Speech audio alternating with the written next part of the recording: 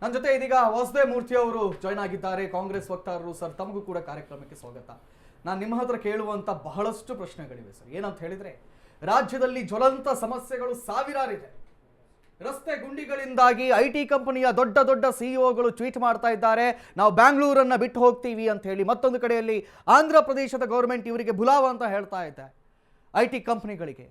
ರಾಜ್ಯದಲ್ಲಿ ಕಬ್ಬು ಬೆಳೆಗಾರರ ಸಮಸ್ಯೆ ಇದೆ, ಮೆಕ್ಕೆಜೋಳ ಬೆಳೆಗಾರರ ಸಮಸ್ಯೆ ಇದೆ, ಬೇರೆ ಬೇರೆ ಸಮಸ್ಯೆಗಳಿವೆ. ಕರಾವಳಿ ಭಾಗದಲ್ಲಿ ಬೆಳಗಾವಿಯಲ್ಲಿ ಮಹಾರಾಷ್ಟ್ರದ ಪುಂಡರು ಗಲಾಟೆಗಳನ್ನು ಮಾಡ್ತಾ ಇದ್ದಾರೆ. ಸಾವಿರಾರು ಗಲಾಟೆಗಳಲ್ಲಿ ಇರುವಾಗ, ಸಾವಿರಾರು ಸಮಸ್ಯೆಗಳಿರುವಾಗ ಕಾಂಗ್ರೆಸ್ನಲ್ಲಿ 4-5 ತಿಂಗಳಿಂದ ಏನಾಗ್ತಾ ಇದೆ ಅಂತ ಹೇಳಿದ್ರೆ ಕೇವಲ ಸೀಟಿನ ಜಟಾಪಟಿ. ಏನು ನಿರೀಕ್ಷೆ ಮಾಡಬಹುದು ಜನರು ಅಂತ? ನೋಡಿ, ನಾವು ಪದೇ ಪದೇ ಹೇಳ್ತಾ ಇದ್ದೀವಿ, ಯಾವುದು ಗೊಂದಲ ಇಲ್ಲ ಅಂತ. ಸಿದ್ದರಾಮಯ್ಯವರು ಕೂಡ ಹೇಳಿದ್ದಾರೆ, ಹೈಕಮಾಂಡ್ ಡಿಸಿಷನ್ ಮಾಡುತ್ತೆ, ಅದಕ್ಕೆ ನಾವು ಬದ್ಧ ಅಂತ ಕೂಡ ಹೇಳ್ತಾರೆ. ಒಂದು ನಿಮಿಷ, ನಾನು ಹೇಳೋರ್ಗು ಇವಾಗ ನಾನು ಹೇಳ್ತೀನಿ ಕೇಳಿ, ದಯವಿಟ್ಟು ನೀವು ನಮ್ಮ ಕ್ವಶನ್ ಕೇಳಿದ್ರೆ ನಾನು ಹೇಳ್ತಾ ಇದ್ದೀನಿ, ಒಂದು ನಿಮಿಷ ಆನ್ಸರ್ ಮಾಡ್ತಾ ಇದ್ದೀನಿ. ಇವಾಗ ಗೊಂದಲ ಯಾವುದೂ ಇಲ್ಲ. ಸಿದ್ದರಾಮಯ್ಯವರು ಹೈಕಮಾಂಡು ಏನು ಆದೇಶ ಮಾಡುತ್ತೆ ಅದಕ್ಕೆ ನಾನು ಬದ್ಧ ಅಂತ ಕೂಡ ಹೇಳಿದ್ದಾರೆ. ನೀವು ಸುಮ್ಮನೆ ಮಾಧ್ಯಮದವರಾಗಿರ್ಬೋದು, ವಿರೋಧ ಪಕ್ಷದವರ ಆಗಿರ್ಬೋದು, ಬರೀ ಅವ್ರಿಗೆ ಏನು ಅಂತಂದರೆ ಅವ್ರು ಕಾಫಿ ಕುಡಿದ್ರು ಕಷ್ಟ, ತಿಂಡಿ ತಿಂದರೂ ಕಷ್ಟ, ಅವ್ರ ಮನೆಗೆ ಇವ್ರು ಹೋದ್ರು ಕಷ್ಟ, ಇವ್ರ ಮನೆಗೆ ಅವ್ರು ಹೋದ್ರು ಕಷ್ಟ.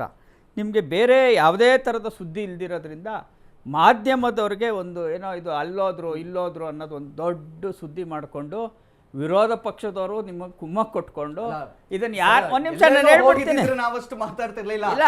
ಹೋಗ್ತಾ ಇರೋದು ಎಲ್ಲಿಗೆ? ಹೈಕಮಾಂಡ್ ಹುಡ್ಕೊಂಡು ಖರ್ಗೆ ಅವರ ಕಾರಲ್ಲಿ ಸೀಕ್ರೆಟ್ ಮೀಟಿಂಗ್ ಗಳನ್ನು ಮಾಡ್ಕೊಂಡು, ಯತೀಂದ್ರ ಅವ್ರು ಹಿಂಗೆ ಹೇಳಿಕೆಗಳನ್ನು ಕೊಡ್ಕೊಂಡು, ರಾಜಣ್ಣರವ್ರು ಈ ರೀತಿ ಹೇಳಿಕೆಗಳನ್ನು ಕೊಡ್ಕೊಂಡು ನಾವು ಮಾತಾಡದೆ ಇನ್ನೇನು ಮಾಡಬೇಕು? ನಾನು ಹೇಳ್ತೀನಿ ಕೇಳಿ, ಇವತ್ತು ಯಾವುದೇ ಥರದ ತೊಂದರೆ ಇಲ್ಲ, ಸರಾಗವಾಗಿ ಸರ್ಕಾರ ನಡೀತಾ ಇದೆ. ಆದರೆ ಎಲ್ಲೋ ಒಂದು ಗೊಂದಲ ಸೃಷ್ಟಿ ಮಾಡಬೇಕು, ಎಲ್ಲೋ ಒಂದು ವಿರೋಧ ಪಕ್ಷದವ್ರು ಹಾಕಿರೋಂಥ ಗಾಳಕ್ಕೆ ಕಾಂಗ್ರೆಸ್ ನಾಯಕರುಗಳು ಬಿದ್ದುಬಿಡ್ತಾರೆ ಅಂತ ಹೇಳ್ಕೊಂಡು ಇವರು ಯಾವ ರೀತಿ ಬೇಕೋ ಆ ಥರ ತಿರುಗಿಸಿ ಮರುಗಿಸಿ ಮಾಡ್ತಾಯಿದ್ರು. ಒಂದು. ಎರಡನೇದು, ಇವಾಗ ಏನು ಕಬ್ಬು ನೀವು ಹೇಳಿದ್ರಿ, ಕಬ್ಬು ಬೆಳೆಗಾರದು ಮೀಟಿಂಗ್ ಮಾಡಿದ್ದಾರೆ. KSRTC BMTC ಅವ್ರದ್ದು ಕೂಡ ಮೀಟಿಂಗ್ ಮಾಡಿದ್ದಾರೆ. ಕಬ್ಬು ಬೆಳೆಗಾರರಿಗೆ ತಾತ್ಕಾಲಿಕವಾಗಿ ಅವ್ರಿಗೆ ಏನೇನು ಮಾಡಬೇಕು ಅಂತ ಒಂದು ಸಭೆ ಮಾಡಿ ಅದನ್ನು ಕೂಡ ಮುಗಿಸಿದ್ದಾರೆ ಸಿದ್ದರಾಮಯ್ಯವರು. ಈ ಥರ ಯಾವ್ಯಾವ ಸಮಸ್ಯೆಗಳು ಬರುತ್ತೆ ಅದನ್ನೆಲ್ಲ ಕೂಡ ಕೆಲಸ ನಡೀತಾ ಇದೆ. ಆದರೆ ಇಲ್ಲೇನು ಆಗ್ತಾನೇ ಇಲ್ಲ, ಏನು ಮಾಡ್ತಾನೇ ಇಲ್ಲ ಅಂತೇಳಿ ಸಾಕಷ್ಟು ಗೊಂದಲ ಸೃಷ್ಟಿ ಮಾಡಿ. ಸ್ವಾಮಿ, ನಮ್ಗೆ ಇವಾಗ GST ಕಡಿಮೆ ಮಾಡಿ 17,000 ಕೋಟಿ ಕರ್ನಾಟಕ ಕ್ಲಾಸ್ ಆಗ್ತಾ ಇದೆ. ಇದ್ರ ಬಗ್ಗೆ ಯಾರು ತಾವು ಮಾಧ್ಯಮದವರು ಚರ್ಚೆ ಮಾಡ್ತಾ ಇದ್ದೀರಾ? ಇಲ್ಲ. ಮಾಡ್ತಾ ಇದ್ದೀರಾ? 17,000 ಕೋಟಿ ಇವರು GST ತಂದವರು BJP ಅವರು ಕಡಿಮೆ ಮಾಡಿಬಿಟ್ಟಿದ್ದೀವಿ ಅಂತೇಳಿ ವಾಚ್ ಪೋಸ್ಟ್ಗಳಲ್ಲಿ ತಾವೆಲ್ಲ ನೋಡ್ತಾ ಇದ್ದೀರಾ. ಬಸ್ ಸ್ಟ್ಯಾಂಡ್ಗಳಲ್ಲೆಲ್ಲ GST ಕಮ್ಮಿ ಆಗೋಯ್ತು, GST ಮಾಡಿರೋರು ಯಾರ್ರೀ? ನೀವೇ. ಅದನ್ನು ಕಮ್ಮಿ ಮಾಡೋದು ಯಾರು? ನೀವು. ಅದಕ್ಕೆ ಅಡ್ವರ್ಟೈಸ್ಮೆಂಟ್ ಕೊಡೋರು ಯಾರು? ನೀವು. ಅದು ಅಡ್ವರ್ಟೈಸ್ಮೆಂಟ್ಗೆ ದುಡ್ಡು ಯಾರ್ದು? ನಮ್ಮದೇ, ನಾವು ಕಟ್ಟಿರೋ ತೆರಿಗೆ ದುಡ್ಡೇ. ಇಲ್ಲಿ ಕರ್ನಾಟಕಕ್ಕೆ 17,000 ಕೋಟಿ ನಷ್ಟ ಆಗ್ತಾ ಇದೆಯಲ್ಲ, ಇದನ್ನ ಯಾರು ತುಂಬಿಕೊಡ್ತಾರೆ? ಕೇಂದ್ರ ಸರ್ಕಾರದವ್ರು 17,000 ಕೋಟಿ ನಷ್ಟ ಆಗ್ತಾ ಇದೆ ನಮಗೆ, ಕರ್ನಾಟಕದವ್ರಿಗೆ ನೀವು ತಗೊಳಪ್ಪ 10,000 ಕೋಟಿ ಅಂತ ಏನಾದ್ರು ಕೊಡ್ತಾ ಇದ್ದಾರಾ?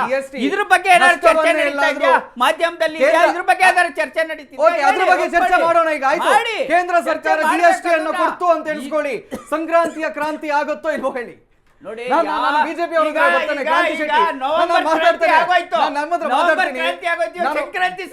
ಸಂಕ್ರಾಂತಿನೂ ಜಾಸ್ತಿ ದಿವಸ ಇರಲ್ಲ, ಅದು ಬಂದ್ಬಿಡತ್ತೆ. ಫೆಬ್ರವರಿ ಹೋಗುತ್ತೆ, ನಮ್ಗೆ ಗೊತ್ತಿದೆ. ಆಗ್ಲಿಲ್ಲ, ಡಿಸೆಂಬರ್, ಜಾನ್ವರಿ ಸಂಕ್ರಾಂತಿಗೆ ಮೇಡಮ್, ಬಿಜೆಪಿ ಅವರು ಇದನ್ನ ಯಾವ ರೀತಿ ಎನ್ಕ್ಯಾಚ್ ಮಾಡ್ತಾರೋ ಗೊತ್ತಿಲ್ಲ. ನಮ್ಗಂತೂ ಮಾಧ್ಯಮದವರಿಗೆ ಕ್ರಾಂತಿ ಅಂತ ಹೇಳಿ ನಮಗೆ ಭ್ರಾಂತಿ ಬಂದು ಇನ್ನು ಸ್ವಲ್ಪ ಟೈಮ್ ಬಿಟ್ರೆ ವಾಂತಿಯೂ ಬಂದು ಬಿಡುತ್ತೆ. ಮೊನ್ನೆ ಮಾತಾಡ್ತಾ ಹೇಳ್ತಾ ಇದ್ದೆ ನಾನು ಬಿಜೆಪಿ ಅವ್ರ ಹತ್ರ, ನೀವು ಅಧಿವೇಶನವನ್ನ ಸಮರ್ಥವಾಗಿ ನಿಭಾಯಿಸುವ ಕೆಪಾಸಿಟಿ ಬಿಜೆಪಿ ಅವರಿಗಿಲ್ಲ, ಯಾಕಂದ್ರೆ ನಿಮ್ಮೊಳಗಡೆ ಕೂಡ ಕುರ್ಚಿಯ ಗಲಾಟೆ ಇದೆ ಅಂತ ಹೇಳಿ. ಆದ್ರೆ ಈಗ ಅನಿಸ್ತಾ ಇದೆ ಇದು ಯಾವ್ದಕ್ಕೋ ಅಧಿವೇಶನದ ಮುಗಿಯೋ ಒಳಗಡೆನೆ ಇವರೆಲ್ಲರೂ ಕೂಡ ಹೈಕಮಾಂಡ್ಗೆ ಹೋಗ್ತಾರೆ ಅಂತ ಹೇಳಿ. ನೀವೇನ್ ಹೇಳ್ತೇವೆ? ಇಡೀ ರಾಜ್ಯ ಅತಂತ್ರವಾಗಿದೆ, ಅರಾಜಕತೆ ಸೃಷ್ಟಿಯಾಗಿದೆ ಅಂತ ಹೇಳಿದ್ರೆ ತಪ್ಪಾಗಲಾರದು. ಕಾಂಗ್ರೆಸ್ ವಕ್ತಾರರು, ಕಾಂಗ್ರೆಸ್ ಪಕ್ಷದವರು ಏನಂತಾರೆ ಗೊತ್ತಾ? ನಮ್ಮಲ್ಲಿ ಊರ ಕಡೆ ಒಂದು ಗಾದೆ ಇದೆ ಇವರೇ, ಹೆಸರೇನು ಅಂತ ಹೇಳಿದ್ರೆ ಮುಂಡಾಸ್ 30 ಮುಳ ಅಂತ ಹೇಳಿದ್ರಂತೆ. ನೀವು ಕೇಳ್ತಾ ಇರೋದೇನು? ಅವ್ರು GST ಬಗ್ಗೆ ಹೋಗ್ತಾ ಇದ್ದಾರೆ. ಒಂದ್ ನಿಮಿಷ, ನಿಮ್ ನವೆಂಬರ್ ಕ್ರಾಂತಿ ಆಯ್ತು, ಡಿಸೆಂಬರ್ ವಾಂತಿ ಆಯ್ತು, ಜನವರಿ ಶಾಂತಿ ಆಗುತ್ತೋ ಗೊತ್ತಿಲ್ಲ ನಮ್ಗೆ. ನಾವು ಹೇಳ್ತಾ ಇರೋದು ರಾಜ್ಯದ ಈ ಜ್ವಲಂತ ಸಮಸ್ಯೆಗಳನ್ನು, ಈ ರೈತರ ಸಮಸ್ಯೆಗಳನ್ನು ಯಾರು ಪರಿಹರಿಸ್ತಾರೆ? ಇವ್ರು ಮಾತಾಡಿದ್ರೆ ನಮ್ಮ ಮಾನ್ಯ ಸಿದ್ದರಾಮಯ್ಯನವರಿಗೆ ಈ ವಾಹಿನಿ ಮುಖಾಂತರ ನಾನೊಬ್ಳು ಮಹಿಳೆ ಆಗಿ ಕೇಳಲೇಬೇಕು. ನಿನ್ನ ಮಾತಾಡುವಾಗ ಒಂದು ನಮ್ಮ ವಿತ್ತ ಮಂತ್ರಿ ನಿರ್ಮಲಾ ಸಚಿವರಿಗೆ ಯಾವಳವಳು ಏನು ನೋಡಿ, ಇದನ್ನು ನಾನು ಖಂಡಿತವಾಗ್ಲೂ ಖಂಡಿಸ್ತೀನಿ. ಈ ಒಂದು ಕಾಂಗ್ರೆಸ್ನ ಮನಸ್ಥಿತಿ ಇದೆಯಲ್ಲ, ಇದೇ ನಿಮ್ಮ ಮಹಿಳಾ ಸಬಲೀಕರಣನ. ಮಾತಾಡಬೇಕಂದ್ರೆ ಸ್ವಲ್ಪ ಬಿಗಿ ಹಿಡಿದುಕೊಂಡು ಮಾತಾಡಿ. ಯಾವಳು ಏನು ಅಂತ ಕೇಳ್ತಾ ಇದ್ದಾರೆ ವಿತ್ತ ಸಚಿವಂತಿಗೆ. ಇದು ಕಾಂಗ್ರೆಸ್ನ ಮನಸ್ಥಿತಿ. ಬಿಟ್ಬಿಡಿ, ಅದ್ರ ಬಗ್ಗೆ ಬೇಡ. ನಾವೀಗ ನಮ್ಮ ರಾಜ್ಯದ ಸಮಸ್ಯೆಗಳ ಬಗ್ಗೆ ಬರೋಣ. ನೋಡಿ, ನವಜಾತ ಶಿಶುಗಳ ಹತ್ಯೆ ಆಯಿತು, ರೈತರ ಹತ್ಯೆ ಆಯಿತು, 18 ಜನ ಅಧಿಕಾರಿಗಳು ಬರ್ದಿಟ್ಬಿಟ್ಟು ಸತ್ರು. 143 ಜನರಿಗೆ ಫೆಬ್ರವರಿಯಿಂದ ಮಸೀದಿಯಲ್ಲಿ ಕೆಲಸ ಮಾಡೋರಿಗೆ 10,500 ಸ್ಯಾಲರಿಯನ್ನು ಬಂದಿಲ್ಲ. 43,000 ಕೋಟಿ ಟನಲ್ ಮಾಡಕ್ಕೆ ಹೊರಟಿದ್ದಾರೆ. ನೋಡಿ, ಅನೇಕ ಸಮಸ್ಯೆಗಳಿದೆ. ಇವತ್ತು ನಾವು ಲಾಸ್ಟ್ ಟೈಮೇ ಅವರು 1-2 ದಿನ ಮೊದಲೇ ಒಂದು ಖಾಸಗಿ ಚಾನಲ್ ಚರ್ಚೆ ಮಾಡೋ ಹೇಳೋದು, ನಮಗೆ ಅಧಿವೇಶನದಲ್ಲಿ ಅನೇಕ ವಿಷಯಗಳ ಬಗ್ಗೆ ಚರ್ಚೆ ಮಾಡಬೇಕು. ಕಬ್ಬು ಬೆಳೆಗಾರರ ಬಗ್ಗೆ ನೋಡಿ, ಜೋಳವನ್ನು ನಮ್ಮ ಇದರಲ್ಲಿ 53 ಲಕ್ಷ ಟನ್ ಜೋಳ ಉತ್ಪಾದನೆ ಆಗುತ್ತೆ ಕರ್ನಾಟಕದಲ್ಲಿ. ನಮ್ಮ CM ಅವರು 5 ಲಕ್ಷ ಟನ್ನಿಗೆ ಆದೇಶ ಮಾಡಿದ್ದಾರೆ. ಖರೀದಿ ಕೇಂದ್ರ ಇಲ್ಲ. ಮಾತೆತ್ತಿದ್ರೆ ಮೋದಿಗೆ ಬಿಟ್ಟು ತೋರಿಸ್ತಾರೆ. ನಾನು ಹೇಳೋದು ಸಿಂಪಲ್, ಜನರಿಗೆ ಅರ್ಥ ಆಗೋ ಥರ ಹೇಳ್ತೀನಿ. ಇವರು ಖರೀದಿ ಮಾಡಿ ಅದೇನು ಡಿಫ್ರೆನ್ಸ್ ಇದೆ ಕೇಂದ್ರಕ್ಕೆ ತಗೋಬೋದಲ್ಲ. ಬೆಂಬಲ ಬೆಲೆ ಏನಿದೆ ಅದರ ಡಿಫರೆನ್ಸ್ ಕೇಂದ್ರ ಕೊಡುತ್ತೆ ಅಲ್ವಾ? ಅಲ್ಲ, ಅದನ್ನ ಚರ್ಚೆ ಮಾಡೋಕೆ ಬಿಜೆಪಿ ಸಮರ್ಥ ಇದೆಯಾ ಅನ್ನುವಂತ ಪ್ರಶ್ನೆ. ಅಲ್ಲ, ಇದರಲ್ಲಿ ಚರ್ಚೆ ಹೇಳಿದ್ರೆ ಬಿಜೆಪಿಯಲ್ಲೂ ಏನು ಕುರ್ಚಿ ಗಲಾಟೆ ಏನು ಕಡಿಮೆ ಇಲ್ಲ. ಆತ ಯತ್ನಾಳ್ ಅವರ ಬಂಧು ಬಣ ಪ್ರತಾಪ್ ಸಿಂಹರವರು ಇನ್ನೊಂದ್ ಕಡೆ ಸೇರ್ಕೊಂಡು ಬಿಟ್ಟಿದ್ದಾರೆ. ನೋಡಿ, ಅಶೋಕ್ ಮೊನ್ನೆ ಇವತ್ತು ಬಿಜೆಪಿ ಅವ್ರದ್ದು ಮೀಟಿಂಗ್ ಆಗಬೇಕಿತ್ತು, ಮೀಟಿಂಗ್ ಯಾಕೆ ಕ್ಯಾನ್ಸಲ್ ಆಯ್ತು? ಯಾಕಂತ ಹೇಳಿದ್ರೆ ಅವ್ರ ಒಳಗಡೆ ಸಮಸ್ಯೆಗಳಿವೆ. ಇವಾಗ ಅಧಿವೇಶನದಲ್ಲಿ ಬಿಜೆಪಿ ಧ್ವನಿ ಎತ್ತುತ್ತಾ ಅನ್ನುವಂತ. ನಾಳೆ 9ನೇ ತಾರೀಕು ಸರಿಸುಮಾರು 20,000ಕ್ಕಿಂತಲೂ ಜಾಸ್ತಿ ಜನ ರೈತರು ನಾವು ಸುವರ್ಣಸೌಧಕ್ಕೆ ಮುತ್ತಿಗೆ ಹಾಕಲಿದ್ದೀವಿ. ಆಲ್ ಆಫ್ ಸಡನ್ ಹೋಗಿ ಮುತ್ತಿಗೆ ಹಾಕೋದಲ್ಲ, ಆಲ್ರೆಡಿ ಇನ್ಫಾರ್ಮ್ ಮಾಡಿದ್ದೀವಿ. ರೈತರ ಸಮಸ್ಯೆಗಳೇ, ರೈತರ ಜೊತೆ ನಾವು ಇದ್ದೀವಿ. ಇಷ್ಟು ರೈತರದ ತೊಂದರೆ ಆಯಿತು ನೋಡಿ. ನಾವು ವಿರೋಧ ಪಕ್ಷ, ಒಂದು ರಚನಾತ್ಮಕ ವಿರೋಧ ಪಕ್ಷವಾಗಿ ಏನು ಮಾಡಿದ್ರ ಅಂತ ನೀವು ಪದೇ ಪದೇ ಕೇಳ್ತಿರ್ತೀರ. ಮೈಸೂರಿಗೆ ನಾವು ಪಾದಯಾತ್ರೆ ಮಾಡೋದಕ್ಕೆ 14 ಸೈಟ್ ವಾಪಸ್ ಕೊಟ್ಟರು ನೋಡಿ. ಇಲ್ಲಿ ಕೇಳಿ, ಇಲ್ಲಿ ಇದನ್ನು ನಾನೊಂದು ಎತ್ಕೊಂಡು ಹೋಗ್ತೀನಿ ರೀ. ನನಗೇನಂತೀರ ನೀವು? ಕಾಂತಿ ಶೆಟ್ಟಿ ಕಳ್ಳಿಯಾಗಿ ಎತ್ಕೊಂಡು ಹೋದ್ರೆ ವಾಪಸ್ ತಂದು ಕೊಟ್ರೆ ಅದು ಕ್ಲಿಯರ್ ಆಗುತ್ತಾ? ಇದು ಪರಿಸ್ಥಿತಿ ರಾಜ್ಯದ್ದು. ನಿಮ್ ಸಿಎಂ ಚೆಕ್ಕಲ್ಲಿ ಆಯ್ತಾ ನೋಡಿ. ನನ್ಗೆ ಒಂದ್ ನಿಮಿಷ ಮುಗಿಸ್ತೀನಿ. ನಾನು ಹೇಳೋದಷ್ಟೇ ನೋಡಿ, ಒಂದ್ ನಿಮಿಷ. Let me sum up. ನಾನು ಹೇಳೋದೇನು ಗೊತ್ತಾ, ರೈತರ ಖಜಾನೆ, ನಾವು ರಾಜ್ಯದ ಖಜಾನೆ ಖಾಲಿ ಆಗಿದೆ, ರೈತರ ಸಮಸ್ಯೆಗಳಿದೆ. ನಾವು ಅನೇಕ ಸಮಸ್ಯೆಗಳ ಬಗ್ಗೆ ಚರ್ಚೆ ಮಾಡ್ಬೇಕಂತ ಇದ್ದೀವಿ. ನಾವು ಮೊದಲೇ ಹೇಳಿದ್ವಿ ಕಳೆದ ವಾರ ಕೂಡ. ನಮಗೆ ಹಂಗಾಮಿ CM ಬೇಡ, ಪಕ್ಕಾ CM ಯಾರಂತ ಬಂದು ಉತ್ತರ ಕೊಡೋರು ಬೇಕು. ಯಾಕೆ ಅಂತ ಹೇಳ್ತೀನಿ ಕೇಳಿ. ಇವ್ರ ಕುರ್ಚಿ ಹೋಗುತ್ತೋ ಅವ್ರ ಕುರ್ಚಿ ಬರುತ್ತೋ ಇದರಲ್ಲೇ ಕಾದಾಟ ಬೇಡ. ನಮಗೆ ಪ್ರಾಪರ್ ಆಗಿ ಉತ್ತರ ಕೊಡುವಂಥ CM ಬೇಕು ಅಂತ ಹೇಳಿ ನಾವು 3-4 ಡೇಸ್ ಬಿಫೋರ್ ಕೂಡ ಖಾಸಗಿ ಚಾನಲಲ್ಲಿ ಚರ್ಚೆ ಮಾಡುವಾಗ ನಾವು ಇದನ್ನು ಹೇಳಿದ್ದೀವಿ. ನೋಡಿ, ನಿಜವಾಗ್ಲೂ ನಿಮ್ಮ ಬ್ರೇಕ್ಫಾಸ್ಟ್ ಮೀಟ್ ಮಾಡೋಕ್ಕೂ ಅಥವಾ ಒಂದು ಇಲ್ಲಿಯ DCM ಮತ್ತು CM ಬ್ರೇಕ್ಫಾಸ್ಟ್ ಮೀಟಿಂಗ್ ಮಾಡೋಕ್ಕೆ ಅಲ್ಲಿಂದ ವೇಣುಗೋಪಾಲ್ ಅವರು ಹೈಕಮಾಂಡ್ ಆಜ್ಞೆ ಆಗಬೇಕು. ಇದು ಪರಿಸ್ಥಿತಿ ನಮ್ಮ ರಾಜ್ಯದ್ದು.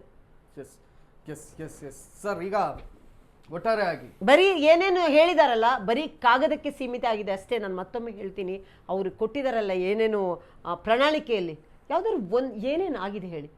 ಶಾಶ್ವತ ನೀರಾವರಿ ಬಗ್ಗೆ ಮಾತಾಡಿದರು, ಮೀನುಗಾರರ ಬಡ್ಡಿ ರಹಿತ ಸಾಲದ ಬಗ್ಗೆ ಮಾತಾಡಿದರು, ಅಂಗನವಾಡಿ ಅವರಿಗೆ 15,000 ಕೊಡ್ತೀವಿ ಅಂತ ಹೇಳಿ ಪ್ರಿಯಾಂಕಾ ಗಾಂಧಿ ಅವರ ಹತ್ರ ಹೇಳಿಸಿದ್ರು. ನಾನು ಹೇಳಿದ್ರು ಒಟ್ಟಾರೆ ಆಗಿ. ಸೊ ನೀವು ಹೇಳುವ ಪ್ರಕಾರ ಇವತ್ತು ಡೆವಲಪ್ಮೆಂಟ್ ಬಗ್ಗೆ ಚರ್ಚೆ ಆಗಬೇಕಿತ್ತು, ಆದ್ರೆ ಈ ಕುರ್ಚಿಯ ಗಲಾಟೆಯಲ್ಲಿ ಎಲ್ಲವೂ ಕೂಡ ಮುಗಿದು ಹೋಗಿದೆ. ಇಲ್ಲ, ಕುರ್ಚಿಯ ಗಲಾಟೆ ಚರ್ಚೆ ಆಗ್ತಾನೆ. ನಾನು ಹೇಳಿದೆಲ್ಲ, ಶಾಂತಿ ವಾಂತಿ ಭ್ರಾಂತಿ ಆಗುತ್ತೆ. ಡಿಕೆಶಿ ಪರವಾಗಿ ಮಾತಾಡಕ್ಕಿದ್ದಾರೆ. ಡಿಕೆಶಿ ಅವರು ಸದ್ಯಕ್ಕೆ CM ಆಗಲ್ಲ ರೀ. ಸುಮ್ಮನೆ ಅದನ್ನೇ ಯಾಕ್ರಿ ಮಾತಾಡ್ತೀರಾ? ಯಾಕೆ ಮಾತಾಡ್ತೀರಾ? ಸದ್ಯಕ್ಕೆ ನಾವು ಅಧಿವೇಶನ ಬಗ್ಗೆ ಮಾತಾಡೋಣ. ಸದ್ಯಕ್ಕೆ ನಮಗೆ CM ಬೇಡ ರೀ. ಕುರ್ಚಿ ಅವ್ರು ಯಾರು ಕೂತ್ಕೊಳ್ಳಿ, ನಮಗೆ ಬೇಡ.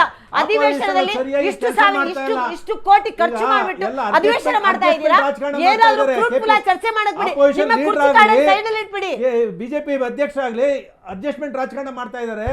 ಯಾವುದೇ ಕಾರ್ಯಕ್ರಮನೂ ಕೂಡ ನಿರ್ಧಾರವಾದಂತ ತೀರ್ಮಾನ ತಗೋತಾ ಇಲ್ಲ. ನಮಗೆ ಇವತ್ತು CM ಗಲಾಟೆ ಬೇಡ. ನೀವು ಯಾರಾದ್ರಾಗ್ಲಿ CM ಕುರ್ಚಿಯಲ್ಲಿ ಕೂತ್ಕೊಳ್ಳಿ, ನಮಗೆ ಬೇಡ. ನಮಗೆ ಅವಶ್ಯಕತೆ ಇಲ್ಲ, ಅದು ನಮಗೆ ಅದು ಅವಶ್ಯಕತೆ ಇಲ್ಲ. ನಮಗೇನ್ ಬೇಕು?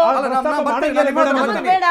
ನಮಗೇನ್ ಬೇಕು? ನಮಗೆ ಚರ್ಚೆ ಆಗ್ಬೇಕು, ಅಧಿವೇಶನ ಖರ್ಚು ಮಾಡ್ತಾ ಬಲಾಬಲಗಳನ್ನ ನೋಡುವಾಗ ಸಿದ್ದರಾಮಯ್ಯರವರನ್ನ ಮೀರಿಸ್ತಾರೆ ಅಂತ ಅನ್ಸುತ್ತೆ ನಿಮ್ಗೆ? ಸರ್, 100ಕ್ಕೆ 100 ಭಾಗ ಸರ್. ಎಲ್ಲರೂ ಕೂಡ ಸರ್ ಕೇಳಿ ಸರ್, 140 ಜನ MLAಗಳು ಕೂಡ ಎಷ್ಟು MLA ಗಳು DK ಸಪೋರ್ಟ್ ಇದ್ದಾರೆ, ಎಷ್ಟು MLA ಗಳು ಸಿದ್ದರಾಮಯ್ಯ 140 ಜನ MLA ಗಳು ಕೂಡ DK ಶಿವಕುಮಾರ್ ಪರವಾಗಿ ಇದ್ದಾರೆ, ಸಿದ್ದರಾಮಯ್ಯನವರು ಪರವಾಗಿ ಇದ್ದಾರೆ.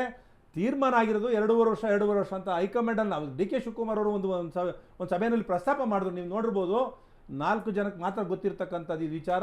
ಅದನ್ನು ಪ್ರಸ್ತಾಪ ಮಾಡಿದ್ದಾರೆ. ಈ ಅಧಿವೇಶನ ನಂತರ ಅದು ತೀರ್ಮಾನ ಕೈಗೊಳ್ತಾರೆ. 100ಕ್ಕೆ 100 ಭಾಗ DK ಶಿವಕುಮಾರ್ ಮುಖ್ಯಮಂತ್ರಿ ಆದೇ ಆಗ್ತಾರೆ. ಮೇಡಮ್ ಅವ್ರು ಹೇಳ್ತಾ ಇದ್ದಾರೆ, ಅವರ ಪಕ್ಷದಲ್ಲಿರ್ತಕ್ಕಂಥ ಸಮರ್ಥವಾದಂತ ಅಪೋಸಿಷನ್ ಲೀಡರ್ ಇಲ್ಲ,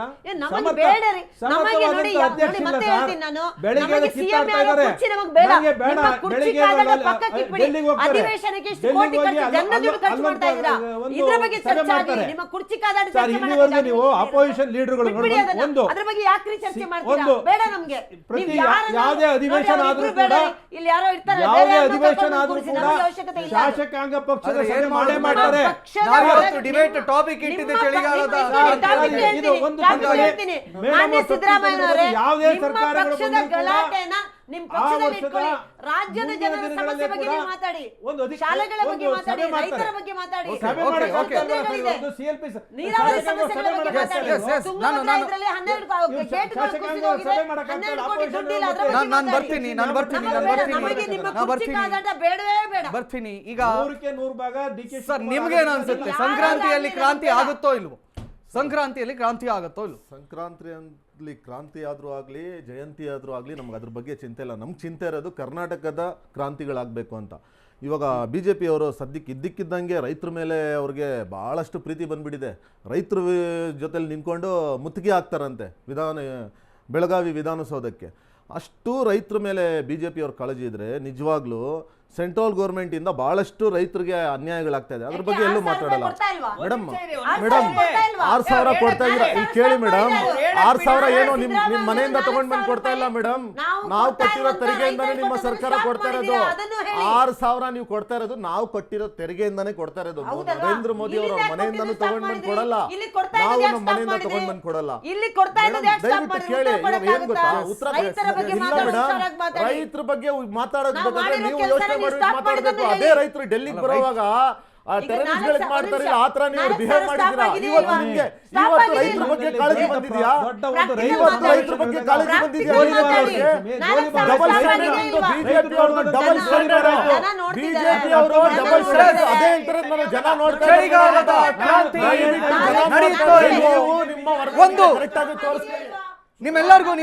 ನಿಮ್ಮೆಲ್ಲರಿಗೂ ಕೂಗಾಡಿ ಸುಸ್ತಾಗಿದೆ ಅಂತ ಗೊತ್ತಿದೆ. ಸೊ ಒಂದು ಬ್ರೇಕ್ ತಗೊಳ್ಳೋಣ.